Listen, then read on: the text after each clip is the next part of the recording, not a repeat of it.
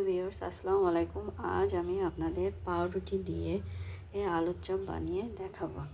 রেসিপিটা দেব, দেখবেন, খেয়ে দেখবেন, খুবই সুন্দর। এটা হলো বেসনের মধ্যে আমি একটু শুকনো ঝাল, হলুদ, লবণ এগুলো দিয়েছি, দিয়ে আগে থেকে ম্যারিনেট করে রেখেছি। আর এখন আমি পাউরুটি দিয়ে আলুর চপটা বানাবো, তাই দেখাবো।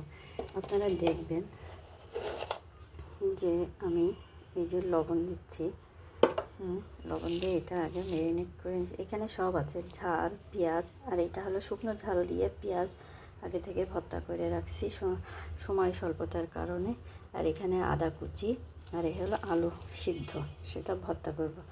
আর এখানে হলো ধনে পাতা, এই যে এটা হয়েছে ধনে পাতা, এগুলো সব একসাথ করে দেব। আমি সময় স্বল্পতার কারণে এটাকে আগে থেকে কেটে রেখেছি। আচ্ছা,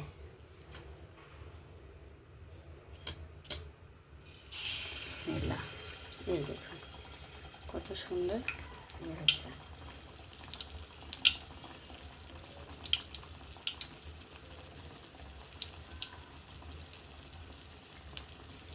এটা হলো পাউরুটি দিয়ে আলুর চপ।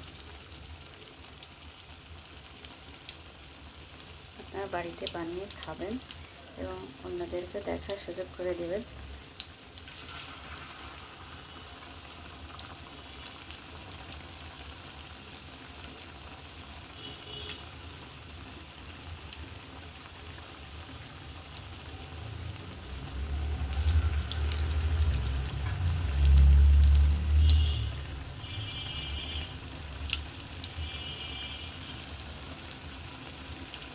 একটু লাল লাল হবে।